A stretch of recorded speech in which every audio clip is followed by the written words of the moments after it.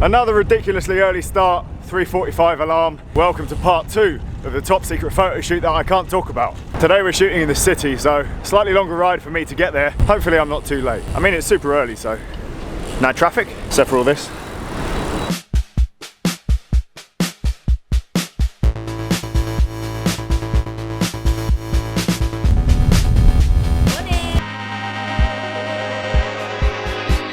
Good. Better or worse than yesterday? I think maybe better. But you didn't give me a like sort of a normal average. I think it was the same as yesterday. It's because you carried the bag. Down by the river, Lauren carried the bag. Sick bag carrying. Yeah. I'm going to be taking over Francis' Instagram, YouTube channel today. It's a YouTube channel. Sound like I'm locked down with the kids. We're here in the beautiful Shoreditch district. Look at that. Big buildings. This is kind of city, but going into Shoreditch. Been shooting all day. Got some sick new products coming. Dude, why'd you bring your gum shield? What are you doing? Just so weird. No one knows about that. This is dental. Actually, everyone dental knows down. about that. Is this for the Uber? Yeah, man. You have to wear masks in Ubers now. Bye, guys. Top secret photo shoot. Success. Now, I'm with Joe. It's like 30 degrees now. It's quite warm. It's a good job you were late finishing your shoot, because the back sweat patch I had from getting over here was You calm down now.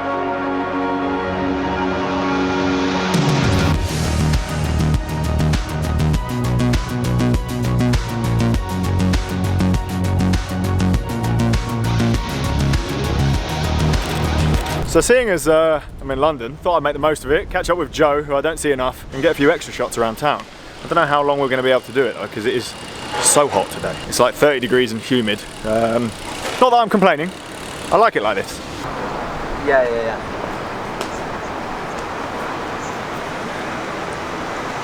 Well, bit of a ride around town, a few photos, bit of a chill in the sun. It's now even hotter, but I've got a tailwind home. I'm so lost here, man. This is such a posh bit of London. Yeah, I know. Where are we? Proper Kensington. What? Like the rich people heartland. This is the 0.1%. How much is a one-bedroom flat around here? Like $1 million. Phase 2 of today's video, I have some help. Brown's here with me, and we're going to be putting together my gravel bike, which got carbon repaired, and yeah, I need his help because it's got hydraulics on it. I just don't know how they work. How are you? Hot. How many bikes? It's like you are a bike mechanic in the COVID era. Yes. That must be mad. It's full on. I've never been so busy. Well, thanks for coming to help me. That's all right. So I've kind of half put this bike together already. I've got as far as I can with the tools that I've got at home. So the only thing we've really got to do is the internal cabling, the press fit BB, the crankset, and then all the hydraulics and stuff. These are the wheels that are going on. They're actually road wheels from Wilier. Slightly shallower than the ones on my road bike. Already got the discs on. And we'll see how they do on the gravel. Should be all right. It's just less spokes.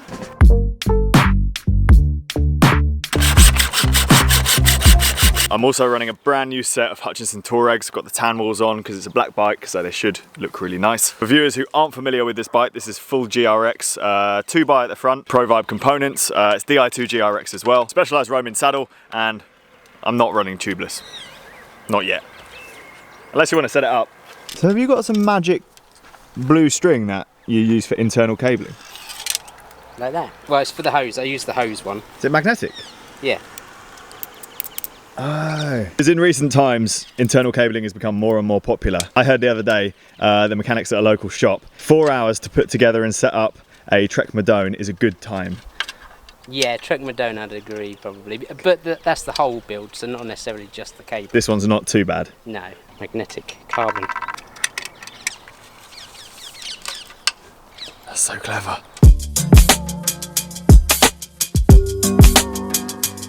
No. Just ran all the way home. I forgot these. Oh, I'm running so hard. So not everybody has seen, but this is the carbon repair all along here. You see the different colour black.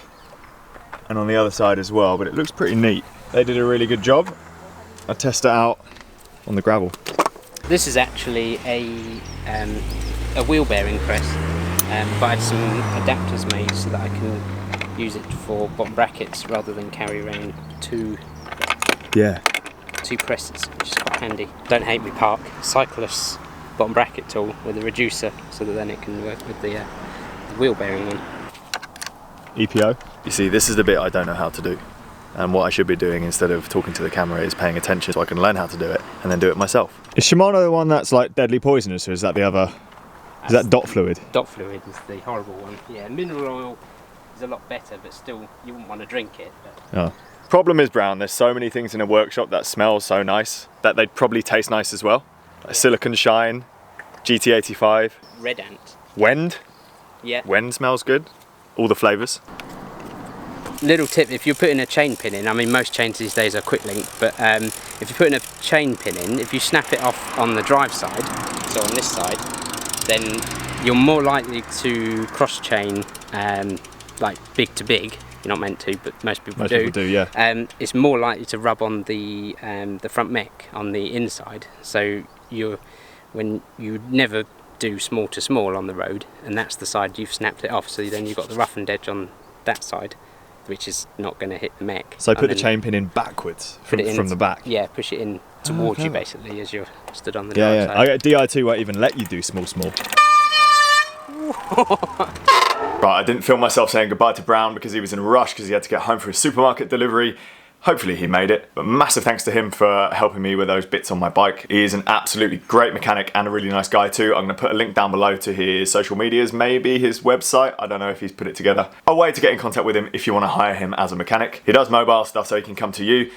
Equally, if you have a race team and you need a race mechanic, he's very experienced with that as well. I'm gonna sign today's video off here. As usual, thank you so much for watching. Please subscribe, leave a comment down below, leave a like, and I'll see you guys tomorrow.